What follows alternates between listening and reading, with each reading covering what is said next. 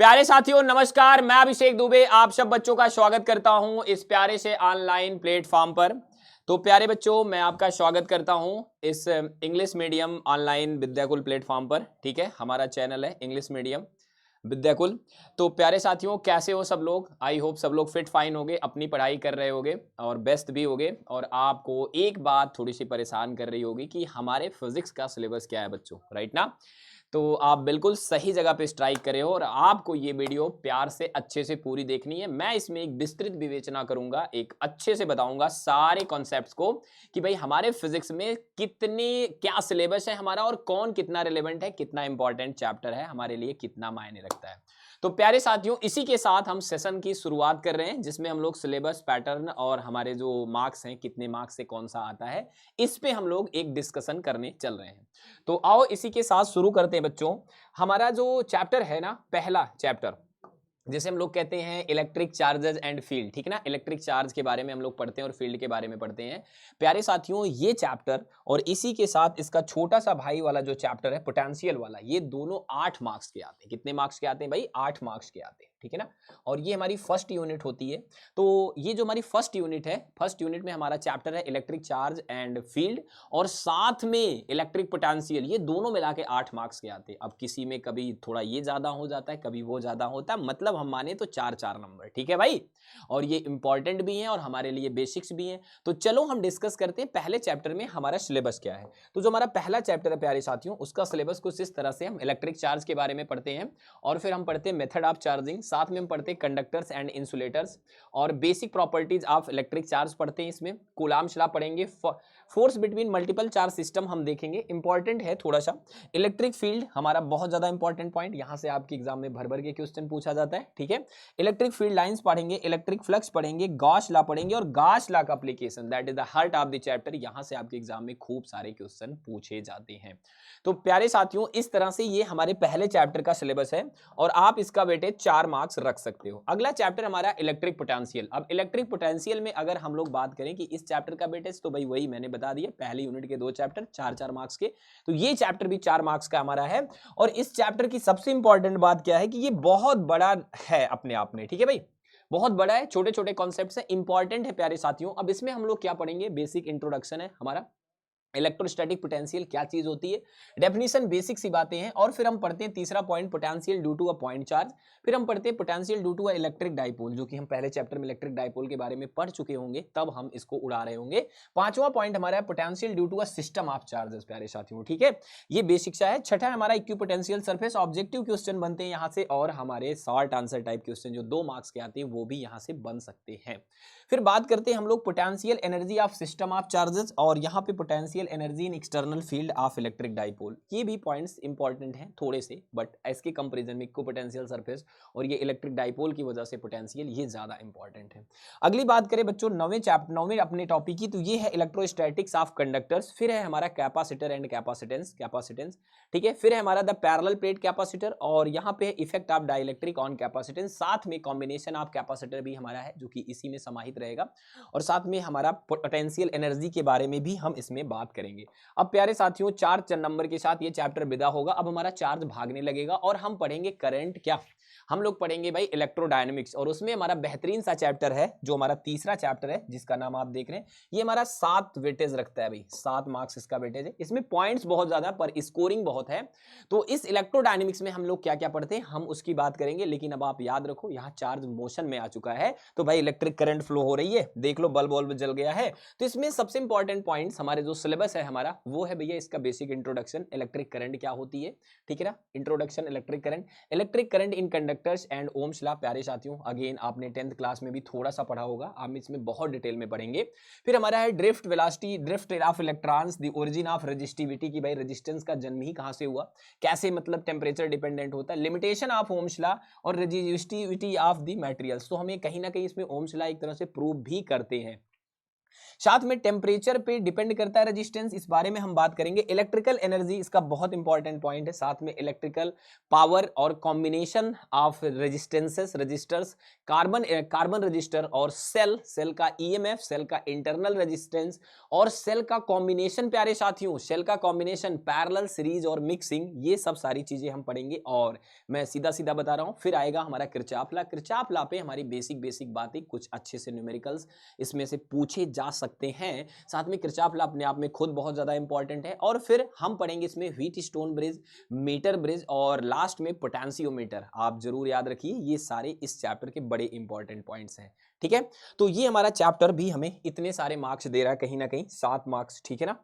तो भाई अगली बात हम करते हैं चौथे चैप्टर की, that is moving charges and magnetism. अब प्यारे साथियों, ये जो हमारे पास 2-3 चैप्टर है, ये अपने आप में हमें बहुत मार्क तो देते हैं, पर बहुत सारे चैप्टर 8 मार्क्स इन केस देते हैं ये, ठीक है। इसके साथ लगे हुए और चैप्टर हैं, वो हमें 8 मार्क्स देते हैं। तो मैं जहां तक बताऊंगा आप थोड़ा सा इसको समझेंगे।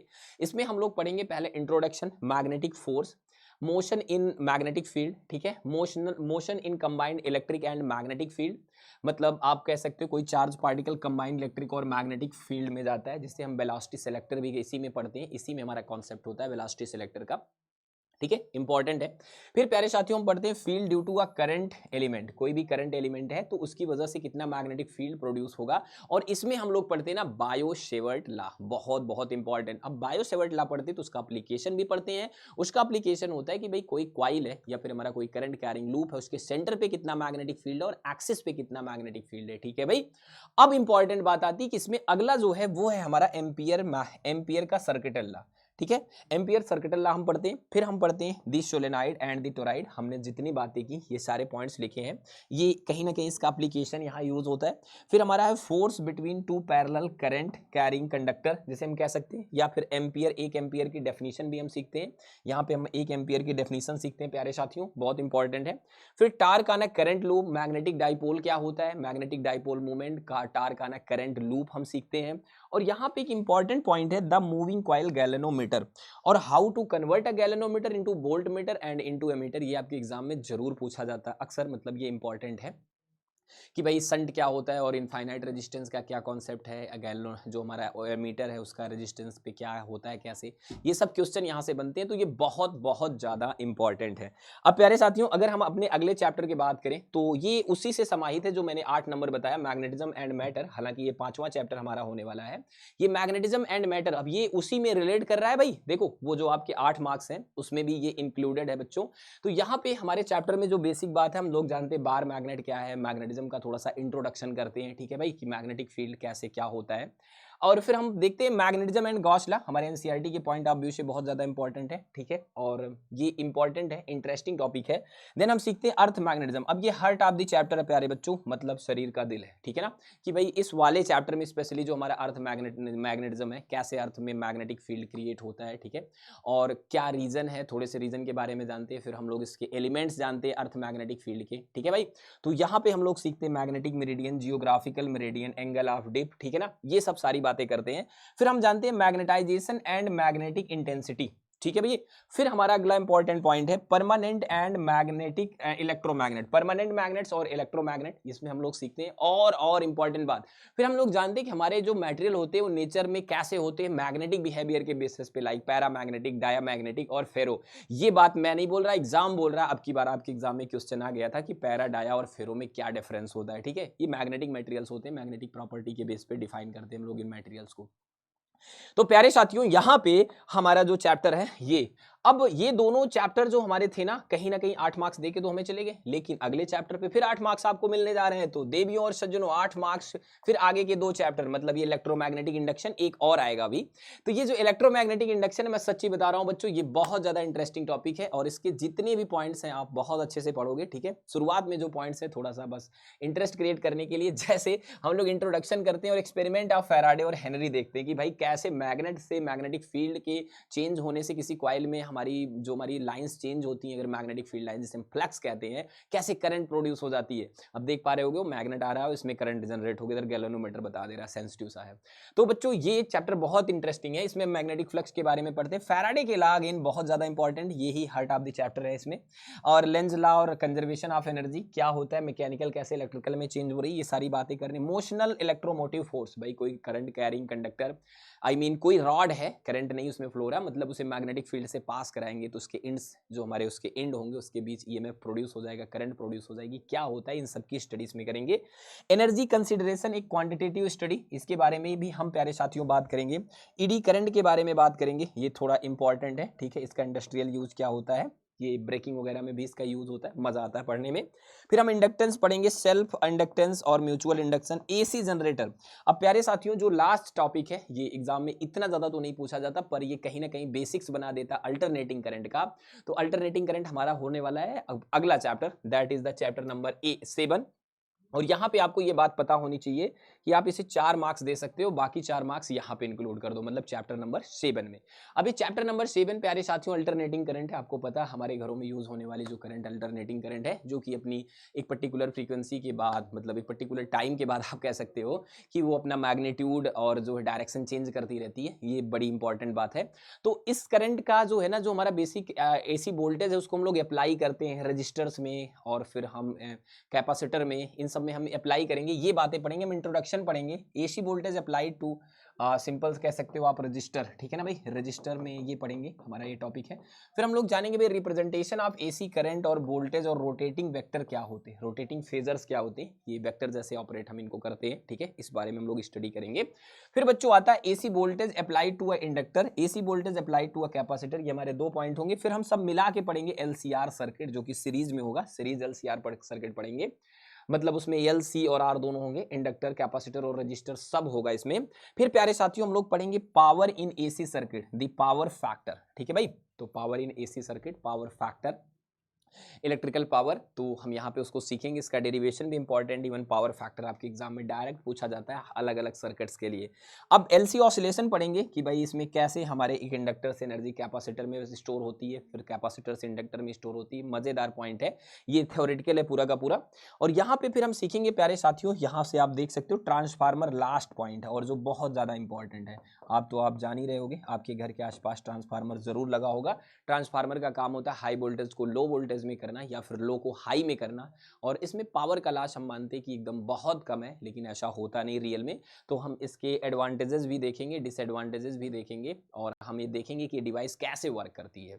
अब इंपॉर्टेंट बात है प्यारे साथियों कि अगर हम अगले चैप्टर की बात करें, तो अगला चैप्टर हमारा इलेक्ट्रोमैग्नेटिक वेव। भाई इस चैप्टर का वेटेज अगर हम बात करें ना, तो ये 3 मार्क्स देके आपको भाग जाने वाला है, और बड़ा इंटरेस्टिंग है, ठीक है ना, बहुत ज्यादा इंटरेस्टिंग। सीधा सीधा भाई इलेक्ट्रोमैग्नेटिक वेव क्या होती है, कैसे प्रोड्यूस होती है, इनकी प्रॉपर्टीज क्या होती हैं, इनका हम लोग क्या यूज कर पाते हैं, इनका स्पेक्ट्रम क्या होता है, बस इतना ही इस चैप्टर में हमें पढ़ना है, और हमें ये 3 मार्क्स देता है। ऑब्जेक्टिव के पॉइंट ऑफ व्यू से बहुत ज्यादा इंपॉर्टेंट है, सब्जेक्टिव में इसमें बहुत ज्यादा क्वेश्चन नहीं पूछे जाते हैं, आप समझो ना के बराबर पूछे जाते हैं, लेकिन सब्जेक्टिव मतलब 5 मार्क्स में तो इससे क्वेश्चन नहीं आते, क्योंकि इसका वेटेज ही कम है। लेकिन इससे हमारे 2 मार्क्स का क्वेश्चन एक बन सकता है, इसकी जो प्रॉपर्टीज होती हैं इलेक्ट्रोमैग्नेटिक वेव की, या फिर उनके यूजेस क्या है डेली लाइफ में, ठीक है। तो ये इंपॉर्टेंट, इसमें हम लोग पढ़ते हैं इंट्रोडक्शन, डिस्प्लेसमेंट करंट और इलेक्ट्रोमैग्नेटिक वेव्स और उनका स्पेक्ट्रम, और फिर यूजर्स के बारे में भी प्यारे साथियों हम बात करते हैं, ठीक है। तो ऑब्जेक्टिव और छोटे हमारे जो क्वेश्चंस होते हैं यहाँ से जरूर बनते हैं। अब बात करते हैं हम एक धुरंधर टॉपिक की, जो कि ऑप्टिक्स। हम यहाँ पे इंक्लूड कर रहे हैं आपका वेव ऑप्टिक्स और रे ऑप्टिक्स। अगर हम बात करें वेव ऑप्टिक्स रे ऑप्टिक्स मिला के कितना देते हैं, तो भैया देखो ये हमारा दावा है कि आपको 14 नंबर देने वाले हैं भाई मेरे। तो वे ऑप्टिक्स और रे ऑप्टिक्स में टॉप पॉइंट्स तो ज्यादा है, लेकिन इसका वेटेज भी ज्यादा है, तो हमें इस चैप्टर को बहुत इत्मीनान से अच्छे से पढ़ना है। इस चैप्टर में जब 14 नंबर आपको मिल रहे हैं, मतलब 2 पार्ट में, वेव और रे में, तो रे में हमें बेसिकली पढ़ना बच्चों इंट्रोडक्शन रे ऑप्टिक्स का, और फिर reflection of light from spherical surfaces, refraction of light, ठीक है, वो भी स्फेरिकल सर्फेसेस से, TIR पढ़ना, total internal reflection, refraction at spherical surfaces, यहीं से हमारा लेंस मेकर फार्मूला वगैरह भी आएगा, कॉम्बिनेशन ऑफ लेंसेस आता है, पावर का, फोकल लेंथ का, एंड जहां से एग्जाम में आपके छोटे मोटे न्यूमेरिकल्स भी बनते हैं। रिफ्रैक्शन हमें पढ़ना है थ्रू द प्रिज्म, और प्रिज्म फार्मूला भी पढ़ना है हमारा उसके रिफ्रैक्टिव इंडेक्स के लिए, डिस्पर्सन ऑफ प्रिज्म पढ़ना है, और यहां से सब natural phenomena due to sunlight like scattering of light. फिर हमें ऑप्टिकल इंस्ट्रूमेंट पढ़ना, लास्ट टॉपिक है, जिसमें हमें माइक्रोस्कोप, टेलीस्कोप, प्यारे साथियों, माइक्रोस्कोप, टेलीस्कोप, थोड़ा सा हम टेरेस्ट्रियल टेलीस्कोप के बारे में भी बात करते हैं, पर माइक्रोस्कोप में हमारी सिंपल कंपाउंड, और जो हमारा टेलीस्कोप है उसमें हमारा एस्ट्रोनॉमिकल टेलीस्कोप जो है उसके बारे में हमें उसकी मैग्नीफाइंग पावर और उसकी वर्किंग कैसे होती है, रे डायग्राम वगैरह उसमें सीखना होता है। ये हमारा टॉपिक हो गए कौन से भाई, रे ऑप्टिक्स के। अब हम इसी टाइम वेव ऑप्टिक्स डिस्कस कर लेते हैं, क्योंकि इसका भी ठीक ठाक है, क्योंकि ये रे और वेव मिला के हमें 40 मार्क्स दे रहे हैं। तो कहीं ना कहीं प्यारे साथियों इसमें इंट्रोडक्शन, हाइगन प्रिंसिपल, हाइगन भाई साहब जिनको लगता था लाइट एक लॉन्गिट्यूडिनल वेव है, तो इनका फिर मानना था कि नहीं भाई ये ट्रांसवर्स वेव है, ठीक है, इन्होंने नहीं माना, आगे पोलराइजेशन से प्रूव हुआ। पर हाइगन का जो प्रिंसिपल है वेव का वो इंपॉर्टेंट, उससे हम लोग रिफ्रैक्शन और रिफ्लेक्शन का एक्सप्लेनेशन करते हैं, ठीक है, वेव फ्रंट के बारे में जानते हैं, कोहेरेंट और incoherent source of light, addition of waves, साथ में इंटरफेरेंस ऑफ लाइट वेव्स हम सीखेंगे, लाइट वेव में कैसे इंटरफेरेंस होता है, ठीक है, यहाँ पे। और YDSC जिसे हम कहते हैं Young's double slit experiment, exam के पॉइंट ऑफ व्यू से यहाँ से इंटेंसिटी और फ्रिंज विड्थ से क्वेश्चन पूछा जाता है, डायरेक्ट डेरिवेशन या फिर हमारा छोटा मोटा न्यूमेरिकल। डिफ्रैक्शन और पोलराइजेशन, दो और ऑप्टिकल यहाँ पे इवेंट इसमें जुड़ जाती हैं, तो यहाँ मजा आता है इस चैप्टर को पढ़ के, बहुत बहुत इंपॉर्टेंट है ये चैप्टर। अगली बात करें प्यारे साथियों हम, तो आ जाता आपका dual nature of light and matter. तो भाई लाइट के पास डुअल नेचर है, वो वेव भी है, पार्टिकल नेचर भी शो होता है, मैटर का वेव नेचर भी हम इसमें पढ़ते हैं। तो इसमें हम फोटो इलेक्ट्रिक इफेक्ट के बारे में बहुत फोकस रहते हैं। इंट्रोडक्शन है, इलेक्ट्रॉन का एमिशन होता है लाइट के गिरने पे, साथ में फोटो इलेक्ट्रिक इफेक्ट की बेसिक बातें और एक्सपेरिमेंटल स्टडी इनकी करेंगे हम थोड़ा। और फोटो इलेक्ट्रिक इफेक्ट और वेव थ्योरी से कोई तालमेल है नहीं भाई, एक्चुअली देखो, ठीक है, photo electric effect actually particle nature of light show करता है, बेटर हमारा एक्सप्लेनेशन है। तो इसमें आइंस्टीन का जो हमारा और प्लैंक का मिक्स है प्रॉपर, हम उसे पढ़ेंगे। एक्चुअली आइंस्टीन ने इसे एक्सप्लेन किया था, जिसके लिए उन्हें नोबेल प्राइज भी मिला था। तो प्यारे साथियों यहाँ पे हम फिर पढ़ेंगे एनर्जी क्वांटम ऑफ रेडिएशन, ठीक है ना, क्वांटाइज फॉर्म में जो रहता है हमारा, पार्टिकल नेचर ऑफ लाइट पढ़ेंगे, फोटॉन का concept, wave nature of matter पढ़ेंगे, और सबसे बात अच्छी डेविसन जर्मर का एक्सपेरिमेंट, ठीक है ना। तो इसको हम लोग बस समझेंगे, अच्छे से स्टडी करेंगे, इसमें कोई न्यूमेरिकल बेसिस और या फिर कोई लॉन्ग डेरिवेशंस नहीं है, कुछ फैक्ट्स हैं जिन्हें हम लोग सीखेंगे। अब अगली अगर हम बात करें यहाँ पे, तो आ जाओ आप सबसे बेसिक से चैप्टर पे, एटम। तो हम तो कहते हैं भाई हमें शुरू में ही पढ़ना चाहिए एटम, क्योंकि आप तो बचपन से भी जान रहे हो कि हर चीज़ एटम पे जाती है, एटम से बनी है। एटम के और नीचे जाएं तो फिर छोटे छोटे fundamental particle, electron, proton, neutron. तो कहीं ना कहीं ये चैप्टर हमारा दोस्त है भाई, हम पहले भी इसे सीखें, लेकिन इसका जो सिलेबस है इसमें, उसमें है हमारा ये बेसिक इंट्रोडक्शन, अल्फा पार्टिकल जो स्कैटरिंग जो एक्सपेरिमेंट था रदरफोर्ड का, हमें उसके बारे में पढ़ना है, और रदरफोर्ड का एटॉमिक मॉडल, फिर हमें एटॉमिक स्पेक्ट्रा और बोहर का जो मॉडल है हाइड्रोजन एटम के लिए, हाइड्रोजन लाइक एटम के लिए, इसे एक्सप्लेन करना, हाइड्रोजन स्पेक्ट्रम को भी एक्सप्लेन करना प्यारे साथियों, और दे ब्रॉगली एक्सप्लेनेशन ऑफ बोहर्स। तो दे ब्रॉगली से कहाँ कैसे बोहर का मॉडल हमारा रिप्रेजेंट हो जाता है, स्पेशली कौन सा वाला भाई, क्वांटाइजेशन वाला जो है postulate, MVR is equal to NH/2 तो अपने आप में बड़ा इंटरेस्टिंग और अच्छा चैप्टर है। अब मैं यहाँ थोड़ा बेटेस के बारे में बात कर लेता हूँ। ये जो एटम वाला चैप्टर है और जो न्यूक्लियाई वाला चैप्टर है, ये आपको मिला के 4 मार्क्स दे रहे हैं, तो भाई कम नहीं दे रहे हैं, समझ रहे हो ना, ये कम मार्क्स आपको नहीं दे रहे हैं, ठीक है, तो बहुत है, अच्छा है। अब हम थोड़ा सा और आगे बढ़ते हैं प्यारे साथियों, और अगला जो हमारा चैप्टर है न्यूक्लियाई। तो भाई न्यूक्लियाई क्या करता है आप समझ लो, न्यूक्लियाई एटम से फिर और अंदर जाएंगे तो न्यूक्लियस के बारे में पढ़ेंगे, इसकी साइज के बारे में पढ़ेंगे, कंपोजिशन के बारे में पढ़ेंगे, और डेंसिटी के बारे में पढ़ेंगे। यहाँ से ऑब्जेक्टिव क्वेश्चन पूछे जा सकते हैं आपके एग्जाम में।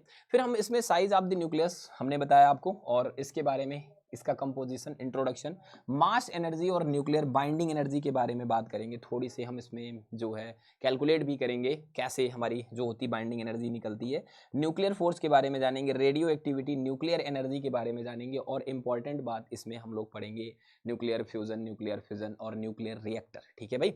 न्यूक्लियर रिएक्टर बहुत इंपॉर्टेंट है, न्यूक्लियर रिएक्टर जो कि एक बहुत अच्छा हमारा क्या है भाई, एनर्जी हमें प्रोड्यूस करके देता है, ठीक है। चलो, तो अब अगर अगली बात करें प्यारे साथियों हम लोग, तो अगला हमारा इंपॉर्टेंट चैप्टर है, that is last one, semiconductor and electronics. ये आपका 7 नंबर का बेटेज वाला चैप्टर, जो कि बहुत मजेदार है कि भाई सेमीकंडक्टर क्या होते हैं, इनकी बैंड थ्योरी क्या होती है, और इसमें हमारा क्या इंट्रोडक्शन है, क्लासिफिकेशन है मटेरियल्स का, कंडक्टर, सेमीकंडक्टर और इंसुलेटर। फिर हम इंस्ट्रिंसिक और एक्सट्रिंसिक सेमीकंडक्टर पढ़ते हैं, पीएन जंक्शन पढ़ते हैं, सेमीकंडक्टर डायोड, पीएन जंक्शन जो कि हमारा होता है फॉरवर्ड बायस और रिवर्स बायस में। एप्लीकेशन पढ़ते हैं हम लोग एज अ एम्पलीफायर, ठीक है, हाफ वेव फुल वेव, जो आपके एग्जाम में सीधा पूछा जाता है बच्चों। फिर बच्चों हम इसमें बात करते हैं special purpose of PN junction diode. PN junction diode का स्पेशल पर्पज, जिसमें हम लोग एलईडी पढ़ते हैं, फोटो शेल पढ़ते हैं, ये सारी चीज पढ़ते हैं, जेनर डायोड पढ़ते हैं, इंपॉर्टेंट है। फिर हम लोग पढ़ते हैं जंक्शन ट्रांजिस्टर, पीएनपी और एनपीएन ट्रांजिस्टर, ठीक है। और यहाँ पे हम लोग उसके कॉन्फ़िगरेशन के बारे में पढ़ते हैं, digital electronic and logic gate, ठीक है, और इंटीग्रेटेड सर्किट, जैसे हम आईसी बोलते हैं, लास्ट वाला पॉइंट आप समझो, इंटीग्रेटेड सर्किट। तो यहाँ पे हम लोग लॉजिक गेट्स के बारे में पढ़ते हैं, हमारे जो बेसिक फंडामेंटल लॉजिक गेट है, और एंड नॉट, फिर हमारा नॉर नैंड, इन्हें हम लोग पढ़ते हैं। तो प्यारे साथियों, इस तरह से ना अगर हम बात करें, ये 7 मार्क्स देता। अब अगला एक चैप्टर आपका है कम्युनिकेशन सिस्टम, ठीक है भाई, communication system, communication system, communication system जो आपको प्रोवाइड करता है वो भी 7 मार्क्स प्रोवाइड करता है, ठीक है भाई, वो भी 7 मार्क्स प्रोवाइड करता है, ठीक है। तो ये चैप्टर का वेटेज एवं अगले चैप्टर का वेटेज जो आपका 15 नंबर वाला उसका भी है, ठीक ठाक, जिसमें हम कम्युनिकेशन सिस्टम के बारे में प्रॉपर डिस्कस करते हैं। तो प्यारे साथियों, ये हम जितनी बातें आपको बताएं, हमने आपको बताया कि कौन सा चैप्टर का कितना वेटेज है और यहाँ पे किस में क्या हमें पढ़ना है। तो ये रहा इस चैप्टर का हमारा सिलेबस, आप इसे ओवरव्यू कह सकते हो। तो प्यारे साथियों, इसी तरीके से हम फिर मिलते हैं नेक्स्ट किसी ऐसे ही लेक्चर में। तब तक के लिए take care, bye bye, love you.